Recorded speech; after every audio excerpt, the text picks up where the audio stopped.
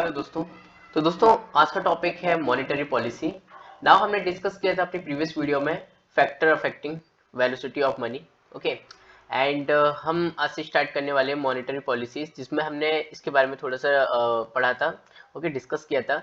That means, तो basically monetary policy होती क्या है? ओके, नाउ आपको डिफरेंस सबसे पहले मालूम होना चाहिए मॉनेटरी पॉलिसी में एंड फिजिकल पॉलिसी में। ओके, तो बेसिकली ये बेस्ड होती है सेंट्रल बैंक्स पे। ओके, और ये बेस्ड होती है सेंट्रल गवर्नमेंट पे। ओके, तो ये दोनों चीज़ें आपको याद रखना होगा। नाउ इसके बारे में एक्चुअली आप काफ़ी बार न्यूज़पेपर में भी पढ़ेंगे। नाउ बेसिकली अगर हम देखें तो मॉनेटरी पॉलिसीज के बारे में, तो for controlling the monetary money supply central banks uses some tools like mechanism, quantitative tools and qualitative tools. Okay, तो बेसिक ये दो टूल्स हैं और इसी के थ्रू ही मैकेनिज्म, इट मीन्स की जो इन्फ्लेशन वगैरह होती है ना, और सेंट्रल बैंक्स या फिर आरबीआई वगैरह, तो ये लोग कंट्रोल करते हैं कि मनी मार्केट में कितना होना चाहिए। ना यहाँ पे अगर हम टाइप्स देखें मॉनेटरी पॉलिसीज का, एक तो एक्सपेंशनरी मॉनेटरी पॉलिसी है, एमपी का मतलब। ओके, एंड कॉन्ट्राडिक्शनरी एमपी है। इट मीन्स देखो, इसका मतलब है बढ़ाना। अगर कैसे रुपए को हमें मार्केट में बढ़ाना है तो हम बढ़ा सकते हैं, क्योंकि इस मैकेनिज्म के बारे में हम आगे डीपली पढ़ने वाले हैं। ओके, तो हमें इसमें सबसे पहले ये समझना है कि रुपए कैसे बढ़ाने हैं, कैसे घटाने हैं। ओके, अब आप समझेंगे कैसे रुपए बढ़ाने हैं मीन्स, तो देखो बेसिकली अगर किसी सेंट्रल बैंक को, अगर कोई चाहता है सेंट्रल बैंक के थ्रू, छोड़िए उसको, आरबीआई ले लेते हैं, आरबीआई से आप बेटर समझोगे। आरबीआई को अगर चाहिए कि मनी लोगों के हाथ में ज्यादा हो, तो वो क्या करेगी, लोन को प्रोवाइड करेगी। ओके, और कम इंटरेस्ट रेट पे। तो बेसिकली क्या है, लोन ज्यादा जाएगा, लोगों के हाथ में पैसा होगा। ओके, अगर उसको घटाना है पैसे, तो इंटरेस्ट रेट ज्यादा कर देगी, तो फिर इस वजह से क्या होगा, लोगों के पैसे, जो पैसा होता है ना, वो कम होने लगेगा। नाउ मॉनेटरी पॉलिसीज जो फ्रेमवर्क है ना इंडिया का, वो 2016 में आया था। यहाँ पे देखो एग्रीमेंट हुआ था between RBI, central bank and central government के बीच, है ना। ऑब्जेक्टिव क्या था, टू मेंटेन, ठीक है ना। आरबीआई का ऑब्जेक्ट था कि जो मेंटेन कर सके मनी सप्लाई को। ओके, यहाँ पे प्राइस स्टेबिलिटी को भी मेंटेन करना है और मेंटेन ग्रोथ। अब आप बोलोगे, मतलब जो बैंक्स है ना, ये किसके काम थे, बैंक्स के ऊपर। बैंक बोलते थे मतलब ये क्या है, ये मतलब स्टेबिलिटी भी हम ही बनाए और ग्रोथ भी, है ना। मतलब डुअल विजन टाइप हो गया है एक तरीके से। तो नाउ देखो, क्वालिटेटिव अगर हम देखें, tools are related to quantity and volume of money supply. Okay, ये बहुत इंपॉर्टेंट टॉपिक होने वाला है कि ये मेंस के पर्सपेक्टिव से खासकर। ओके, दैट मीन्स देखो बेसिकली, सॉरी मेंस नहीं, पहले तो प्री के लिए है। ओके, तो बेसिकली अगर हम बात करें डेट, वीआरआर क्या होता है और सीआरआर और एसएलआर। तो हमने जैसे सीआरआर के बारे में पढ़ा था, cash reserve ratio. Okay, and इसके साथ साथ जो एसएलआर है, statutory liquidity reserve, okay, ratio, sorry. So basically अगर हम देखें तो यहाँ पे इन दोनों में डिफरेंस क्या होता है। कैश रिजर्व रेशियो में क्या होता है कि आपको जो मनी होता है ना, वो जो बैंक्स हैं, आपने बैंक्स में रुपए रखे हैं, अब बैंक्स क्या करेगा, बैंक रुपए जमा कराएगा आरबीआई में। ओके, आरबीआई में कराएगा। अब देखो बैंक, अब इसमें क्या है कि जो सीआरआर में है ना, तो बैंक को है ना रुपए कैश के फॉर्म में ही जमा कराने होंगे, और इसके साथ साथ क्या होगा कि आरबीआई इसको कोई इंटरेस्ट नहीं देगा बैंक को रुपए रखने का। बट एसएलआर में ऐसा नहीं होता है। एसएलआर में होता है जो statutory liquidity ratio. That means कि बैंक के पास जो रुपए है ना, बैंक के पास वो किसी भी फॉर्म में रख सकते हैं। या तो देखो बैंक क्या करेगा, या तो वो अपने पास भी रख सकता है, या फिर वो बॉन्ड वगैरह या फिर शेयर्स के रूप में रख सकता है। ओके, और अगर वो रखना चाहे आरबीआई के यहाँ पे भी रख सकता है, और आरबीआई इसका इंटरेस्ट भी देगी। ओके, और पर इस केस में, जो सीआरआर के केस में, आरबीआई कोई इंटरेस्ट नहीं देगी और बैंक को रुपए आरबीआई को भेजने पड़ेंगे। ओके, ये कंडीशंस हैं। तो यहाँ पे together are also called variable reserve ratio and statutory reserve ratio. Okay, तो इसको बोलते हैं। एंड देखो यहाँ पे डिपॉजिट, लोन, अगर कोई रुपए, जैसे आरबीआई ने बोला कि आप लोन दीजिए। ओके, उसमें आपको दो तीन चीज आपको काटनी पड़ेगी, एक तो कैश रिजर्व रेशियो, एक एसएलआर। ओके, अब क्या करेगा कि जैसे हम अगर एग्जांपल लें मॉम, मॉम का, तो मम्मी मम्मी क्या करते हैं कि हमें कोई लिफाफा मिला हमारे रिश्तेदार से 1000 रुपए का। तो मम्मी बोलती हैं कि ठीक है, 10% इसमें बचा के रखना। ओके, या 10% मेरे पे जमा करा दो, उसके बाद आप तुम जितना खर्च करना चाहो कर लो। ओके, तो ये एक तरीके से लोन टाइप हो गया कि 10% जमा कराओ और बाकी का 900 रुपये जाने दो। अब मम्मी ने बोला कि ये ज़्यादा खर्च कर देता है ना, मैं तो इसको ऐसे बोल दिया था पर ये तब भी देखता नहीं है। अब इसने मतलब इसमें क्या हुआ कि जो मम्मी थे ना उन्होंने बोला कि अब तुमको 30% जमा कराना होगा, ठीक है ना, सिक्योरिटी टाइप। उसके बाद जो बचे कुछ 700 है अब तुम इसको खर्च कर लो। इस मीन्स कि आरबीआई को जब रुपए आपके हाथ में देने होते हैं तो वो कम इंटरेस्ट लगाता है, कम आप बोलो तो रेट लगाता है। ओके, अगर ज़्यादा पैसे देने होते तो एक तरीके से कम और ज़्यादा में मीन्स कि इंटरेस्ट जो रेट्स का है ना वो अंतर आ जाता है। ओके, और लिक्विडिटी क्या होता है, बेसिकली क्या होता है, आपके पास कैश कितना है अगर है, ओके, तो बेसिकली सी बात है, अगर ज़्यादा है तो आरबीआई के पास जाओगे तो आपको वो रिवर्स रेपो रेट दे देगा, इट मीन्स कि आपको थोड़ा सा इंटरेस्ट दे देगा। बट अगर नहीं है ना तो आप क्या करोगे, लोन मंगाओगे। ओके, लोन लोगे आरबीआई से, आरबीआई क्या करेगा, इस पे एक रेपो रेट चार्ज लगाएगा। ओके, वो चार्ज रिवर्स रेपो रेट से ज़्यादा होगा। ओके, इट मीन्स कि आपको अगर लोन दे रहा है तो वो थोड़ा सा चार्ज रहेगा, क्योंकि बैंक वगैरह सब अपनी जो भी होता है मतलब चार्ज वगैरह आपको प्रोसेसिंग करने का जो भी पेमेंट वगैरह लगता है वो सब कुछ मिला के देते हैं। ओके, दैट्स वाई इसमें इंटरेस्ट ज़्यादा होता है। उसके बाद देखो लिक्विडिटी क्या होती है, देखो लिक्विडिटी एडजस्टमेंट फैसिलिटी अगर हम देखें तो बेसिकली जो रुपए होते हैं ना उसको किस तरीके से हम एडजस्ट कर सकते हैं। डैट मीन्स कि हमारे पास रुपए हैं, ओके, अगर अब हमारे पास रुपए हैं तो हम उसको डिपॉजिट करा सकते हैं, और हमारे पास रुपए नहीं है तो उसको हम लोन ले सकते हैं। ओके, तो अगर हमें लोन लेना है तो वो रेपो रेट वो ज़्यादा होगा। ओके, जो रेपो रेट जिस रेट पे ले रहे हैं रुपए। ओके, एंड अगर हमारे पास रुपए ज़्यादा है और हमको जमा कराने तो वो जो रिवर्स रेपो रेट होगा वो कम होगा। ओके, क्यों कम होगा, क्योंकि ऐसे सच कोई प्रोसेसिंग होती नहीं है। ओके, हमें जब भी पेमेंट चाहिए होता है हमें मिल जाता है, पर इसमें एक सर्टेन कंडीशंस वगैरह होती है रेपो रेट में कि आपको जो जो प्रोसेसिंग फीस वगैरह होती है वो एक तरीके से आपको लगा के, और इस वजह से इंटरेस्ट रेट ज़्यादा बढ़ा देते हैं। ओके, 7 डेज का रहता है ऐसा कुछ।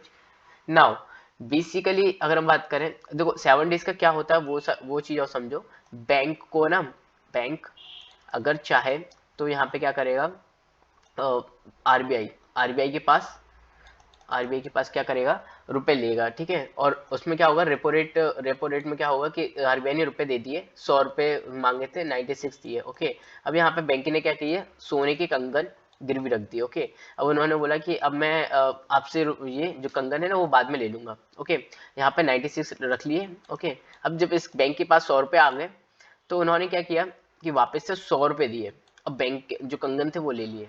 ये क्या हुआ, मतलब 96 मिले और इन्होंने 100 रुपए दिए। अब देखो ऐसा है, 4 रुपए जो थे ना वो रेपो रेट के फॉर्म में चले गए। रेपो रेट मतलब अब जो रेट लगा ना वही चीज़ तो है, वो चीज़ है रेपो रेट। अब यहाँ पे आपको सिक्योरिटी भी रखनी पड़ रही है, साथ ही साथ आपको रेट भी देना पड़ रहा है। ओके, उसको हम बोल रहे हैं रेपो रेट। अब बेसिकली अगर हम बात करें बैंक रेट के बारे में, तो जैसे आपको मालूम है कि जो बैंक रेट है हमारा, जैसे लाइक बैंक को रुपए चाहिए। ओके, अगर आरबीआई चाहे तो लॉन्ग टर्म्स के लिए दे सकती है, long term purpose for 28 days. Okay, 28 days के लिए वो आरबीआई को जो आरबीआई है वो बैंक को रुपए दे सकती है। ओके, नाउ आरबीआई चाहे तो 6% के इंटरेस्ट पे दे सकते हैं, है ना, एचडीएफसी पे। अब अगर वो बैंक को 6% पे दे रही तो एचडीएफसी हमें कितने परसेंट पे देगा, 10% पे। अगर आरबीआई चाह रही है कि लोगों के पास रुपए जाए तो वो कम रेट पे देगी पैसा। आरबीआई नहीं चाह रही है कि इतने लोग ज़्यादा इसके लिए एक्सेस रहें, ओनली जो ज़रूरतमंद है वही लोग लें, तो 8% कर देगी। ओके, तो अब क्या हुआ, यहाँ पे 100 लोग रुपए लेने के लिए रेडी थे, अब यहाँ पे 50 लोग या 20 लोग लेने के लिए रेडी है 13% पे, राइट। अब इसके साथ साथ जो हमने देखा ये वाला आरबीआई वाला जो हमने लिया कि जो देखो एचडीएफसी ने क्या किया, यहाँ पे आप रुपए मांगे आरबीआई से, आरबीआई ने 96 दिए। ओके, यहाँ पे कुछ कोलेटरल सिक्योरिटी या फिर गवर्नमेंट जो सिक्योरिटी है वो लिए रख दी, गिरवी रख दी। अब यहाँ पे रेपो रेट लगा दिया 6 डेज के लिए। ओके, तो ये हमने अभी एग्जांपल देखा। अब देखो लॉन्ग टर्म जो रेपो ऑपरेशन चला था ना जैसे कोविड के टाइम पे, ओके, तो बेसिकली क्या था कि ये ना कुछ चीज़ों को एक तरीके से बूस्ट करना चाहिए, दैट्स वाई ये सारी चीज़ निकाली। तो central banks give loan on repo operation RBI using E Kuber के थ्रू। ओके, ई कुबेर के थ्रू ये जो बैंक्स लोन दे सकते हैं, okay, repo operation and associated with LTRO, that is long term repo operation. Okay, and introduced in February 2020 Covid के time था, उस time पे मतलब आने ही स्टार्ट हो रहा था। देन ड्यूरेशन इसका कितना होगा, 1 ईयर से लेके 3 ईयर्स। ओके, नाउ स्पेशल, इसको हम स्पेशल एलटीआरओ भी बोलते हैं और टारगेटेड एलटीआरओ भी बोलते हैं। ओके, इसमें कंफ्यूजन नहीं होना चाहिए। ये थोड़ा सा एक एक तरीके से आप बोलो तो फैक्चुअल टॉपिक भी है, उसको आपको थोड़ा सा बार बार देखना पड़ेगा, डेट्स वाई फिर आपको और अच्छी अंडरस्टैंडिंग हो जाएगी ना। अगर हम देखें MSF, that means marginal standing facilities, क्या होता है, तो एक तरीके से ये 24 आवर्स का एक इमरजेंसी बैकअप होता है। कैसे, देखो अगर कोई इमरजेंसी सिचुएशन है ना और हमें एडिशनल लिक्विडिटी चाहिए, लिक्विडिटी देखो यहाँ पे हम कैश को मान रहे हैं। ओके, तो यहाँ आपको ये ऐसी ऐसी जो टर्म्स आ रहे हैं ना, इसको जरूरी है समझना। और बैंक है ना, ये मांग सकती है रुपए आरबीआई से। अब कौन सी बैंक मांग सकती है, तो शेड्यूल्ड कॉमर्शियल बैंक और रीजनल रूरल बैंक। ओके, ये दोनों मांग सकते हैं रुपए। अब देखो रूरल रीजनल रूरल बैंक कब आए थे, एक्ट 1975। ओके, एंड दूसरा अगर हम बात करें क्वालिटेटिव जो टूल्स है ना मॉनेटरी पॉलिसीज का, उसको अगर हम देखें तो also a selective instrument of RBI. Okay, it means कि एक तरीके से अगर देखो आरबीआई को रुपए देने हैं तो वो क्वालिटेटिव जो टूल्स है उसको यूज करेगी, सिलेक्टिव इंस्ट्रूमेंट्स को, और क्लैरिफाई करेगी कहाँ कहाँ जरूरत है क्रेडिट की। Like rationalising of credit, it means कि अगर एग्रीकल्चर हमारे पास 2-3 सेक्टर, एग्रीकल्चर, इंडस्ट्री, ओके, और दूसरे और अदर सेक्टर से, तो उसको लगता है कि एग्रीकल्चर को बूस्ट करना चाहिए, तो बूस्ट मतलब एग्रीकल्चर को ज़्यादा जो क्रेडिट है वो सप्लाई होगी। ओके, डायरेक्ट एक्शन मीन्स कि चिट्ठी लिख के भेज सकते बैंक्स को कि अभी आप है ना कम लोन को प्रोवाइड कीजिए लोगों को। ओके, और मोरल सुजेशंस अगर हम देखें तो इट मीन्स कि मोरली बोल सकते हैं changes in marginal requirement on security loans. Okay, it means कि इंटरेस्ट रेट कम ज़्यादा करना आरबीआई के थ्रू। ओके, तो ये सारी चीज़ें करना और अपने आप नीचे ऑटोमेटिकली सारी चीज़ें चेंज हो जाती हैं। अगर इंटरेस्ट बढ़ा दिए तो लोग कम ही ऑब्वियसली लेने लगेंगे। ओके, रुपए। ऊपर से अगर हम देखें limitations of MP, MP means monetary policies. तो अगर मॉनेटरी पॉलिसीज है ना, देखो बेसिकली ये क्या है, डिपेंडेंट है बैंकिंग हैबिट में। अब यहाँ पे बैंक के जो लोग यूज कर रहे होंगे, बैंक यूज कर रहे होंगे, है ना, अब उन लोगों के लिए बेनिफिशियल है। उन लोगों के लिए बेनिफिशियल ऐसा है कि वो बैंक यूज कर रहे हैं और आरबीआई को सारी चीजें अब मालूम पड़ रही है प्रॉपरली। ओके, कि मतलब कैसा क्या पैसा लोगों के पास जा रहा है, ये सारी चीजें, तो इस चीज से बच जाएंगे और कम रुपए में लगेंगे एज कम्पेयर टू जो जमींदार वगैरह होते हैं, वो इतने कम ज्यादा एक तरीके से रेट पे रुपए देते हैं, है ना, इसलिए। और अगर हम देखें लिमिटेड कवरेज एरिया है मनी मार्केट, डेट मीन्स कि काला धन जो है ना, तो वो कैसे इसको हम यूज कर सकते हैं, कैसे हम पता लगा सकते हैं ना, क्योंकि वो आप कैश में कर रहे हैं अपना जो भी है हिस्सा, मतलब जो भी चल रहा है उनका वो तो चल ही रहा है। अगर वो बैंक के थ्रू करेंगे कि मतलब बैंक से इतने रुपए ले रहे हैं, बैंक में इतने रुपए डाल रहे हैं, तो फिर मालूम ये भी चीजें मालूम पड़ पाएगी, existence of black money and is efficiency. Okay, objective क्या है मॉनेटरी पॉलिसीज का, कॉन्ट्राडिक्टरी, इट मीन्स कि कॉन्ट्राडिक्टरी कैसे है लोगों के बीच, क्योंकि देखो इसमें क्या है कि एक तो प्राइस की स्टेबिलिटी भी बना के रखना है और ग्रोथ भी बढ़ाना है, तो एक कॉन्ट्राडिक्टरी ऑब्जेक्टिव है इट मीन्स।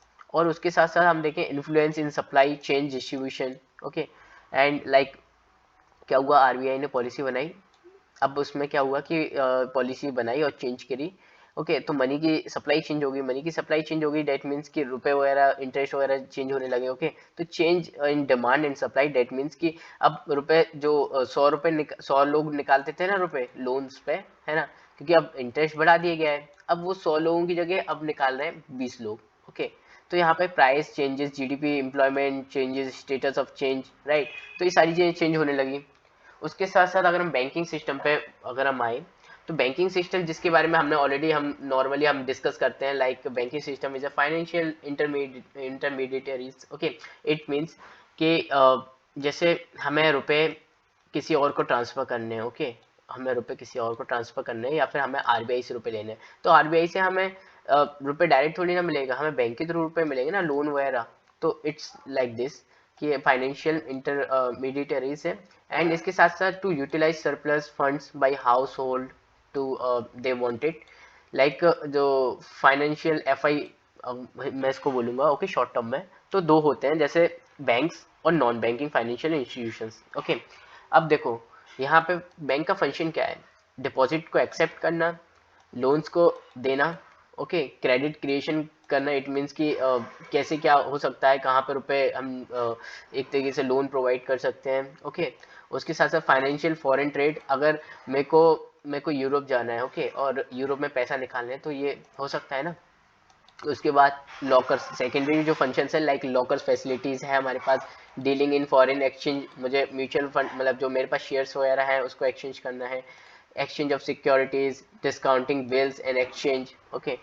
अब देखो क्लासिफिकेशन ऑफ बैंक्स के बारे में अगर हम देखें तो बैंक है ना जो ऑलरेडी अगर हम देखें तो यहाँ पे 3 बेसिस पे डिपेंडेंट है, that is function of the perform, okay. Banks जो फंक्शंस करते हैं उस पर डिपेंडेंट है, ओनरशिप पे डिपेंड है, on the basis of ownership and schedule पे, ओके।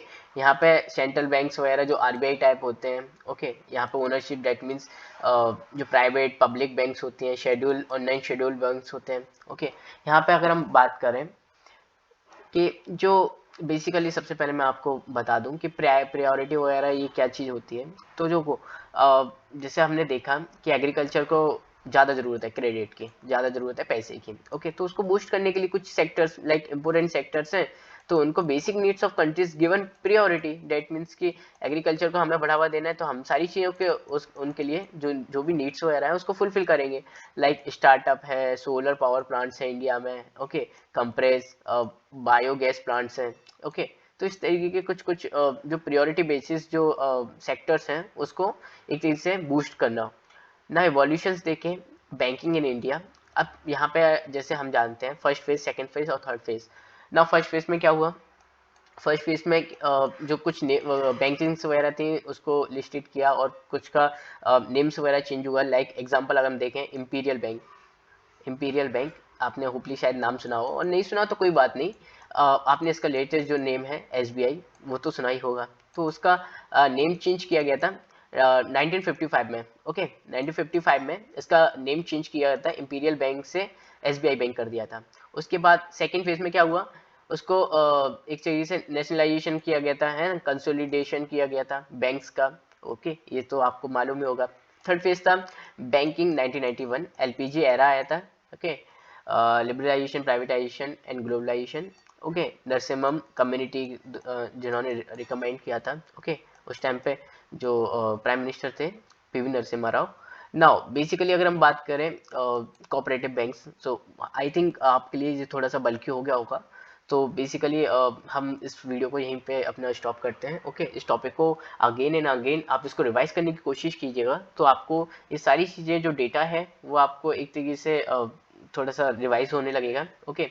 और आप रेफरेंस भी ले सकते हैं, ओके, किसी कोई भी बुक्स वगैरह को रेफरेंस कर सकते हैं, ओके। तो गाइस मिलते हैं अपनी नेक्स्ट वीडियो में। Thank you so much.